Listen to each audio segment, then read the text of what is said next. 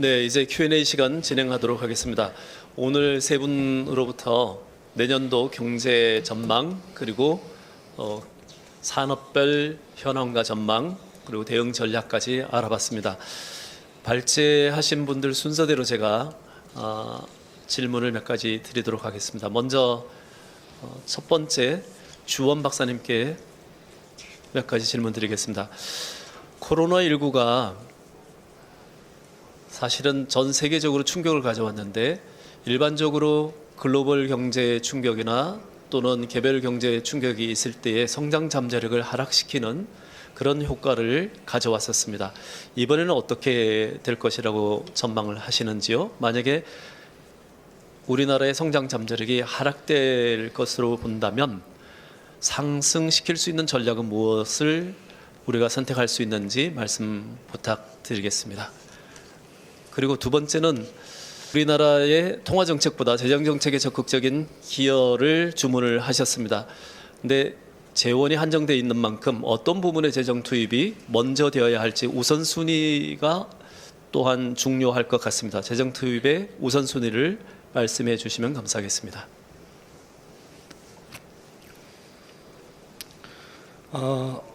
이제 경제 위기가 크게 했을 때는 항상 그 성장 잠재력이라 그러죠. 그러니까 어떻게 보면 우리가 지표로는 잠재 성장률이 떨어지는 효과가 분명히 있었고요. 떨어지는 게 스무스하게 떨어지는 게 아니고 그냥 계단식으로 떨어지는데 아마 우리나라에 영향을 줬던 그런 글로벌 경제 위기라고 한다면 이제 동아시아 외환 위기가 있었고 금융 위기가 있었고 재정 위기가 있었는데 그런 큰 위기를 전후로 보이는 특징적인 변화가 일단은 글로벌 산업 지형이 크게 바뀐다는 거죠. 그러니까 외환위기 이전에는 우리나라 같은 경우는 중화학에서 IT로 넘어갔고, 그 다음에 금융위기는 뭐 스마트폰이라든가 이런 새로운 온라인 기기 중심으로 갔고요. 재정위기 때는 위기 이후에 뭐 그린이나 그 다음에 뭐 4차 산업혁명 이런 쪽으로 갔었고, 성장 잠재력은 잠재 성장률 기준으로 아마 요번 위기 이전에 우리나라 기준 한 성장률 2%대 중후반에서 아마 요번 위기가 끝나면 많이 잡아야 2% 초반, 적게는 1% 후반까지 떨어질 걸로 생각이 되는데, 아까 말씀드렸던 그런 큰 위기를 전후로 산업 지형이 바뀔 때 그 바뀌는 거를 제대로 쫓아가는 나라들의 성장력은 그렇게 많이 떨어지지 않았습니다. 그러니까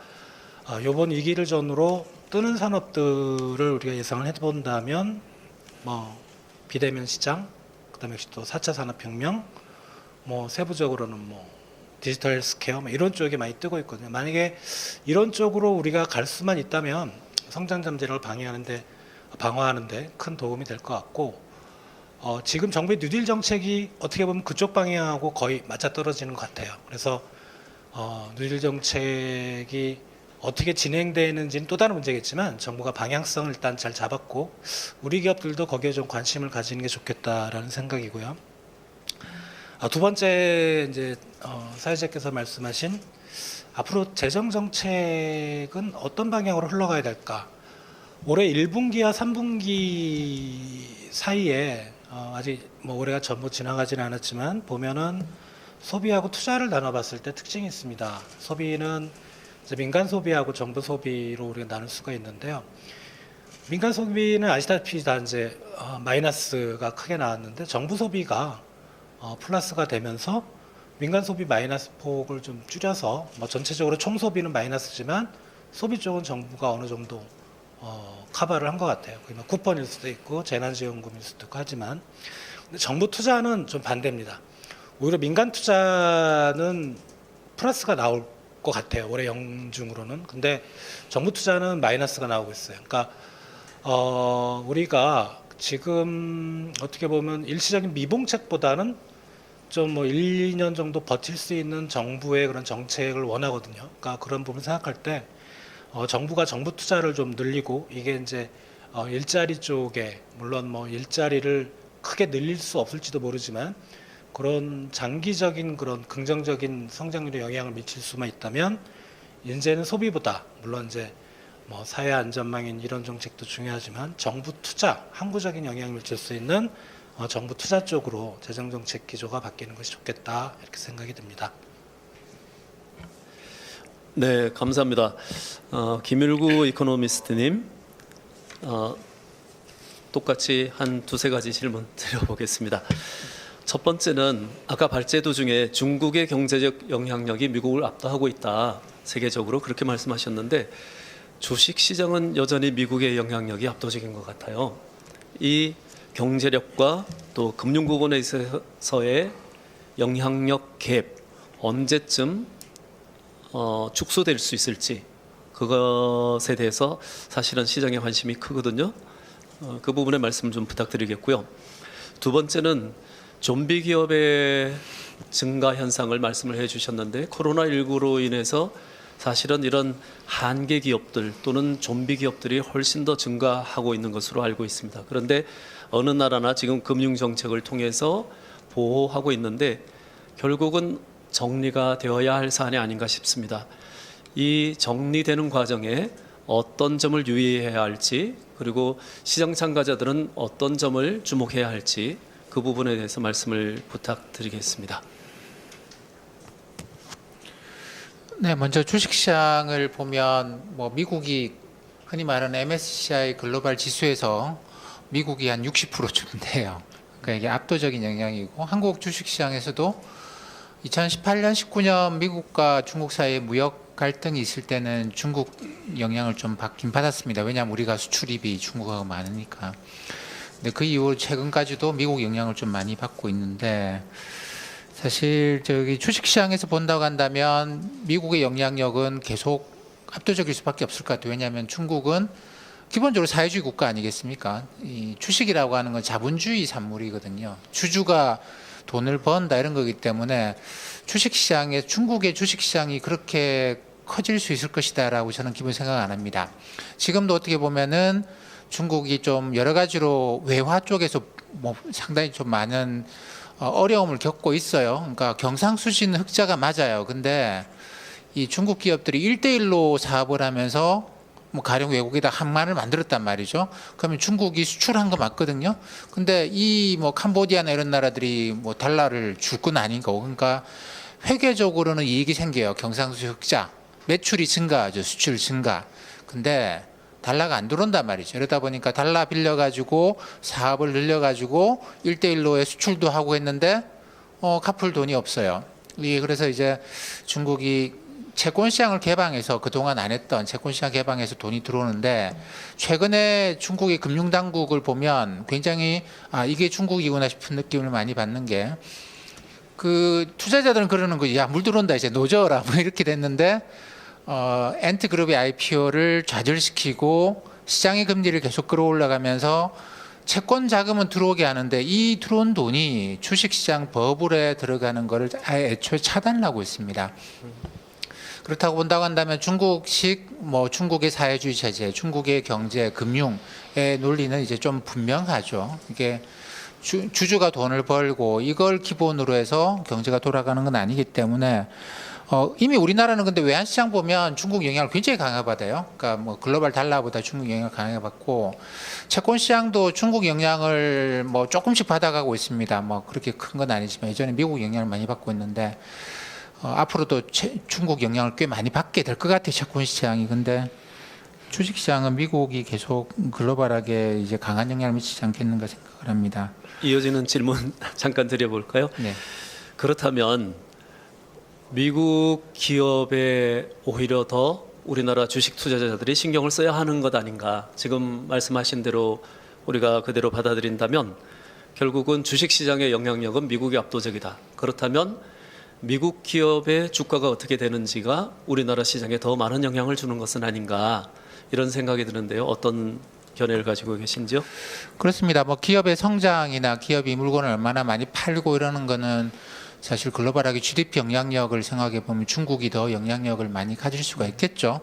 근데 그 기업의 주가가 얼마나 될 것인가라고 하는 거는 미국 기업의 영향을 받게 돼요. 우리나라 반도체만 하더라도 중국에 수출하는 물량이 압도적으로 많은데 근데 사실 우리나라 반도체 기업들의 주가는 미국 기업들의 이제 그 P나 이런 것에 의해서 영향을 받으니까 우리가 주가를 볼 때는 늘 미국 기업을 중심으로 봐야 되겠죠. 알겠습니다. 그리고 두 번째 주신 질문 좀비 기업 이야기인데 글로벌하게 상당히 전 세계적으로 문제가 되고 있습니다. 근데 그렇죠. 경제라고 하는 게 늘 똑같은 모습으로 가지 않고 누군가는 앞서가고 누군가는 거기서 이제 뒤처질 수밖에 없는데 당연히 뒤처지는 기업은 고용도 많이 갖고 있고 이걸 실시간으로 정리를 해줄 수 있으면 얼마나 좋겠습니까마는 그게 안 되죠. 그러다 보니까 사회적 부담이 갈수록 커져갑니다. 근데 이게 퇴출을 원활하게 잘 시키는 나라가 있고 이걸 잘 못하는 나라가 있고 그래요. 주가지수도 보면 기업 퇴출을 굉장히 활발하게 하는 나라가 있고 기업 퇴출시키는 걸 너무너무 어려워하는 그러다 보니까 주가지수가 좀 올드해져가는 그런 나라들도 있고 그렇습니다. 근데 이게 결국은 글로벌하게 이제 다 비슷비슷하게 좀비 기업이 증가하고 있기 때문에 이거를 사회적 비용을 들여가면서 구조조정을 조금씩 해 나간다라는 거는 어느 나라도 아마 힘들 것 같아요. 은행도 번 돈이 없었으니까 힘들고 정부도 이번에 코로나 팬데믹 이후로 부채를 너무 많이 일으켰기 때문에 또다시 부채를 일으켜가지고 구조조정 들어간다? 이거는 불가능하고 그러니까 민간이 스스로 해 나가는 것밖에 없을 건데 잘 안 되겠죠. 잘 안 되고 결국 이 문제는 부채 문제로 넘어가게 됩니다. 이 부채를 누군가는 떠안게 되겠죠. 그래서 기업이 과다 부채로 가든지 아니면 정부가 과다 부채로 가는데 이 기업의 부채를 정부가 이제 빨리 가져가면 가져갈수록 정부 재정이 부실화되고 여러 가지 문제를 낳을 것이고 기업이 부채를 늘려가고 이 기업들이 정리가 안 되고 계속 쌓여가다 보면 예전에 우리가 겪었던 외환위기와 같은 기업의 과다 부채로 인해서 투자자들이 어느 순간 떠나고 외환위기를 겪고 이런 일이 발생할 수도 있겠죠. 근데 글로벌하게는 뭐 정책적인 노력은 인플레이션을 좀 유발해 보면 어차피 좀비 기업 문제는 과다 부채 문제니까 인플레이션은 부채를 실질 가치를 줄여주는 거니까 그러면 야 우리가 인플레이션 정책에 만약에 성공한다고 한다면 지금 물가 안 올라가고 있는데 이걸 끌어올릴 수만 있다고 한다면 좀비 기업 문제도 좀 줄어들지 않겠는가 그런 식으로 좀 희망은 그래서 계속 마구 돈을 풀자 마구 돈을 인플레이션 밖에는 살 길이 없다 뭐 이렇게 생각을 하는 것 같습니다. 예, 사실 굉장히 어려운 문제고 정책 선택의 영역에 있는 문제이기도 한 것 같습니다. 관련된 질문 기자분께서 주신 질문인데요. 이 코비드-19으로 인해서 기업 지배구조에 대한 영향도 있지 않았겠는가 하는 질문이었습니다. 기업 지배구조에 코비드-19이 어떻게 영향을 주었는지요? 글쎄요, 제가 아까 발표할 때 말씀드렸던 것처럼 제가 볼 때는 지배구조에 대한 이슈가 좀 누그러들고 그다음 뭐 홍콩의 자유, 인권 이런 문제도 좀 누그러들고 이번에 미국의 대통령 선거에서도 그렇지만 환경 뭐 이런 것에 대해서 그러니까 이게 사실은 그렇죠. 한번 발생하면 어마어마한 피해가 발생하는 건 분명하지만 이런 극히 확률적으로 낮은 거거든요. 그러니까 환경 이슈라고 하는 거는 그래서 기존의 사람들은 이건 일상생활과 다른 거다라고 생각을 했고 여기에 큰 가치를 안 뒀어요. 그리고 늘 우리가 직면하는 뭐 경제 성장, 그다음에 인권, 자유 이쪽에 훨씬 더 많은 가치를 부여하고 있었는데 이번에 팬데믹 과정에서 우리도 그렇습니다만 개인의 자유를 어느 정도는 구속할 수밖에 없었고 그거를 사람들이 당연하다 어쩔 수 없다라고 받아들이고 이러는 과정에서 이제 가치 체계에 좀 변화를 많이 낳았습니다. 이게 그런 것들이 기업 지배구조 관련해서 보면 M&A가 사실은 많이 일어나지 않습니까? 이번에 네네. 코비드-19 이후에 그런 것들이 이것과 연관되는 건 아닐까요? 그 과정에서 아무래도 각국이 좀 뭐 여러 가지 규제나 이런 부분에서 조금 더 해석을 좀 쉽게 해주는 경향은 확실히 있습니다. 그리고 네. 독점 기업에 대해서는 뭐 미국이나 이런 나라들은 여전히 강력하게 규제하려고 하겠지만 그거는 민주당이 대통령이 되고 하기 때문에 어쩔 수 없는 현상이겠습니다만 여러 나라들에서 이 과정에서 이제 우리가 뭐 저기 기업 지배 구조에서도 마찬가지고 기업의 경쟁 구도에서도 그러는데 조그마한 기업들이 계속 경쟁하는 것보다 글로벌하게 커다란 기업을 만드는 게 훨씬 더 유리하겠다. 이거 계속 이렇게 뭐 하나하나 기업의 모든 가치를 인정해주고 이렇게 가는 거 좀 아니지 않겠는가라고 하는 게 생겼고, 최근에 그게 우리나라에서 또 국적항공사 M&A하고도 관련해 가지고 여러 가지 이슈들이 걸리는데, 사람들이 기존에 생각하는 것과는 분명히 좀 변화가 있어요. 이번에 바이러스 확산을 거치면서 뭔가 좀 강력한 통제력이 있어야 된다라는 그런 생각이 좀 강화된 것만은 분명한 것 같습니다. 네, 코비드 19 이후에 결국은 대응력이 대기업이 더 높다, 이런 차원에서 결국은 M&A도 좀 더 진행이 됐고, 그런 것들에 대해서 정부에서도 규제를 좀 더 유연하게 적용하는 그런 경향을 보였다. 그래서 거버넌스 측면에 있어서는 그런 변화가 있었다는 말씀을 주셨습니다. 예, 마지막으로 김정열 리더님께 질문을 드리도록 하겠습니다. 앞에서 발표하실 때에 향후 디지털 트랜스포메이션, 이것은 모든 기업의 공히 일어날 현상이다, 이렇게 말씀을 주셨습니다. 이 경우에 걱정되는 것은 사실은 디지털 트랜스포메이션이 굉장히 인력을 절약하는 그런 기술이다라고 보고 있는데, 그럴 때 고용이 감소할 것으로 예상이 되는데 고용이 확장될 수 있는 여지는 어디서 찾아볼 수가 있을까요? 네. 저도 뭐 유사한 질의를 많이 다른 분야에서도 받았었고, 그리고 저 나름대로도 개인적으로 컨설팅을 할 때 고용 효율화에 따른 새로운 어떤 직군이라든지 새로운 직무에 대한 발굴도 상당히 같이 진행이 되고 있습니다. 아마 저희가 1차 산업혁명 때부터 이제 앞서 설명을 해 주셨다시피 1차 산업혁명 때부터 2차 산업혁명, 3차, 4차를 거치면서 이 산업의 변형, 즉 산업의 구조와 시스템, 전반적인 체계가 크게 이제 바뀌는 것들이 있어 왔습니다. 자, 저희가 그 당시쯤 돌아가서 한번 생각해 보면, 예를 들면 저희가 2차 산업혁명 들어오면서 기관차가 들어오고요. 철도가 깔리고 새로운 교통 시스템이 할 때 그 이전에 많은 사람들이 기존 직장을 잃었습니다. 자, 이 사람들이 그러면 단순하게 고용을 잃었다 또는 일자리를 잃었다 해서 새로운 일자리 창출이 안 됐었냐? 실은 그 각각 단계별 산업혁명을 거치면서 오히려 새로운 직군이 생기고 새로운 서비스 분야가 생기고 새로운 산업 분야가 생기면서 더 많은 일자리 창출들이 지속되어 왔습니다. 저도 이 4차 산업혁명, 즉 디지털 트랜스포메이션이 되면서 당연히 일상적인 단순 반복적인 업무라든지, 그리고 기존 생산 설비, 제조 설비, 전통적인 제조업체에서의 어떤 생산 설비 플랫폼에 기반한 어떤 이런 단순 반복적인 이 업무들은 효율화되고 이제 생산성 향상을 위해서 자동적인 시스템과 기술이 적용되면서 당연히 그 관련된 일자리는 줄어들 것이라고 생각이 되지만, 반면에 이런 부분들 기술 적용시키기 위해서 예를 들면 데이터 관리라든지 표준화, 그리고 어떤 플랫폼이라든지 서비스의 유지 보수, 그리고 서비스의 고도화, 이런 부분들이 전통적 제조업체들에서도 새로운 직무군으로 탄생이 하고 있습니다. 실제 저희가 전통적인 예를 들면 설비 제조업체라든지 EPC, 즉 이런 건설 장비 이런 업계에서 봐서도 기존에 단순 반복적으로 할 수 있는 업무의 효율화는 단순한 시스템이라든지 솔루션을 통해서 대체를 하고, 그 직무군에 있던 분들을 새로운 직무군, 즉 이런 데이터를 활용할 수 있고 분석할 수 있고, 그리고 이런 부분을 통해서 새로운 서비스를 창출할 수 있는 분야로 이동 배치시킨다든지, 아니면 또 이러한 새로운 설비와 새로운 플랫폼을 관리하고 유지보수하는 쪽의 어떤 부분으로 이동 배치한다든지, 이제 이런 부분들이 있기 때문에 저는 기본적으로 또 이런 창의적인 컨텐츠를 발굴하고 컨텐츠를 개발하는 또 서비스 분야, 이런 쪽에서는 이 디지털 트랜스포메이션이 오히려 새로운 어떤 산업군과 직무군을 더욱더 가속화시킬 것으로 생각을 하고 있습니다. 네. 예, 감사합니다. 원래 발표하신 전공 분야에 대해서 한 가지 더 질문드리겠습니다.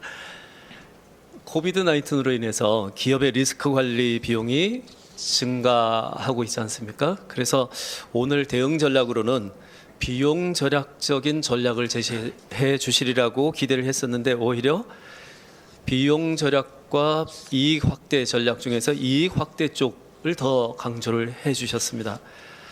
그렇다면 이익 확대를 위해서 공히 이 앞에서 말씀을 하셨지만 주안해야 될 점이 무엇인지, 그리고 결국은 이익 확대를 위해서는 추가적인 투자가 필요할 것으로 보이는데 투자 비용 문제는 어떻게 해결할 것인지 그 문제가 궁금합니다. 그 부분에 대해서 답변을 부탁드리고요. 그리고 기자분께서 저한테 부탁하신 질문인데 그런 전반적인 측면을 고려할 때 가장 모범적으로 대응하고 있는 우리나라 기업은 어떤 것들이 있는지 말씀을 주시면 감사하겠습니다. 네. 일단 첫 번째 질문 말씀드리면 이제 이익 확대에 대한 부분 그리고 투자 비용 관리에 대한 부분인데요. 말씀하신 대로 어떻게 보면 많은 기업들이 이익 확대를 위해서 그동안 취해오던 전통적인 방식들이 있습니다. 이익 확대를 위해서는 크게 이제 두 가지인데요. 매출 규모의 확대 그리고 비용의 절감. 크게 보면 이 두 가지 축을 놓고 기본적으로 기업들이 전략을 수립해 왔죠. 자, 매출의 확대가 어느 정도 한계성을 극복하기 위해서는 당연히 반드시 원가 우위 경쟁력을 확보해야만 되는 시대가 있었습니다. 제가 아까 앞서 말씀드렸을 때 전사 전략의 재검토를 말씀드리면서 고객 중심의 사업 및 서비스 모델 전환한 기업들 사례들을 이제 글로벌 기업들을 좀 예시로 드렸어요. 기본적으로 이 기업들이 투자 비용에 대한 관리보다 이익 확대, 즉 이익 확대를 위해서 포커싱을 한 부분은 고객들이 원하는 니즈와 페인 포인트에 집중해서 그 부분에 투자를 했다는 점입니다. 즉 제가 이제 추가 투자 비용을 어떻게 이제 해결하냐라는 부분에 대해서 같이 연결해서 좀 말씀드리면 투자를 단순하게 과거처럼 문어발식으로의 어떤 다각화된 어떤 사업을 추진하기 위한 어떤 이런 단순한 투자의 확대를 말씀드리는 것이 아니라 선택과 집중에 대한 중요성을 좀 말씀드리려고 했던 겁니다. 즉 고객 중심의 페인 포인트와 니즈에 입각한 사업 모델과 서비스 모델 전환을 위해서 필요한 투자, 이 부분에 선택과 집중을, 그리고 아까 제가 사업 포트폴리오 재정립에 대한 부분, 재편성에 대한 부분을 좀 강조해서 말씀드렸는데 기업에서 다양한 사업군을 가지고 있다 그러면 거기에 우선순위, 중요도, 그리고 기업의 이익 확대에 얼마나 기여를 하는지 기대 효과가 큰 사업 중심으로 모든 역량과 투자 집중을 하는 투자 우선순위의 재분비가 바로 이 투자 비용에 관리하는 포인트라고 볼 수 있겠습니다. 두 번째 질문, 이제 저희 국내 기업들 중에서 그렇다 그러면 이런 부분들을 어느 기업들이 잘 하고 있고 뭐 또 전사 디지털 트랜스포메이션이라든지 우선순위 개편 뭐 이런 걸 잘 하고 있는지인데 제가 이제 뭐 몇몇 기업들 사례를 말씀을 드릴 수는 있고 알고는 있습니다만 이제 기업 이름을 얘기를 하면 이게 조금 뭐 들이대고 하게 그래서 좀 다르게 표현을 하겠습니다. 일단 우리나라 기업들 중에서 지금 코비드-19 요 팬데믹 영향 시대에서 가장 적절하게 또는 가장 선도적으로 준비를 하고 대응하고 있는 업체들로 저는 유통업체, 그리고 온라인 커머스 업체, 그리고 컨텐츠 업체들을 말씀드리겠습니다. 컨텐츠 업체들이라 하면 그 안에는 저희가 플랫폼 사업자들도 다 포함이 되고요. 이런 업체들은 오히려 지금 이 시기에 어디에 더 투자 집중을 하느냐, 장기적 투자 관점, 제가 아까 중장기적 투자 관점의 선택과 집중 말씀드렸죠. 코비드가 이후, 그러니까 이게 완전히 극복은 되지 않겠지만 이 이후에 지금 남아있는 또는 좀 극복해야 될 수요들에 대응을 하기 위해서 오히려 서버 증설이라든지 플랫폼 고도화라든지 이런 부분에 집중 투자를 하고 있습니다. 지금 이 시기예요.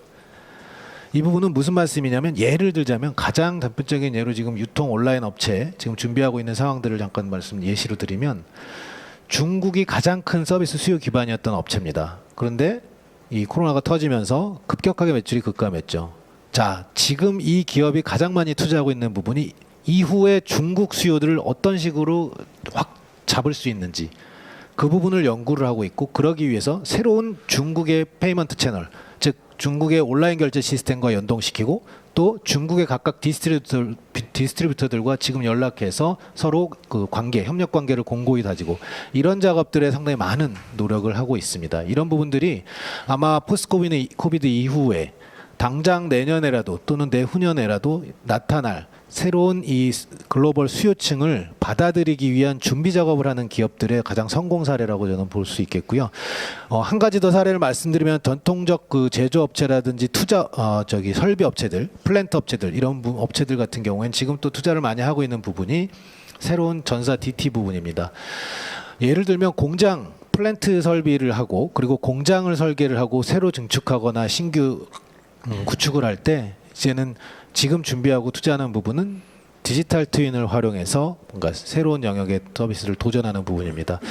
이러한 디지털 기술을 적용을 해서 기존에 들어갔던 어떤 다양한 투자 비용들에 대한 어떤 효율화도 진행을 시킬 수 있고요. 그리고 포스트 이후에 일어날 다양한 부분들에 대한 예측 가능한 어떤 시뮬레이션을 데이터 기반으로 정량화시키면서 이런 뭐 새로운 제조 설비라든지 생산 설비 구축을 진행하고 있는 업체들이 선도 기업이라고 좀 말씀드릴 수 있겠습니다. 네, 감사합니다. 지금까지 세 분 발제자분들과 Q&A 시간 가졌습니다. 발제자분들 자세한 설명 감사드리고요. 저희들이 올 마지막 한 해를 보내면서 내년도 2021년 우리 경제와 글로벌 경제가 어떤 변화를 보일지 그리고 그에 대응하는 기업의 대응 전략은 어떠해야 할지를 알아보았습니다. 세 분 전문가들께서 주요 이슈들에 대해서 가장 정확하게 아시는 분들인데 잘 짚어주신 것 같습니다. 아무쪼록 오늘 포럼이 시청자 여러분에게 기묘한 도움이 되셨기를 바랍니다. 앞으로도 더벨은 시장의 주요 이슈에 대해서 좋은 전문가들 모셔서 대화를 계속하는 노력을 지속하겠다는 약속을 드립니다. 이것으로 2020 더벨 경영전략 포럼을 마치도록 하겠습니다. 여러분 다음 포럼까지 건강하시기 바랍니다. 감사합니다.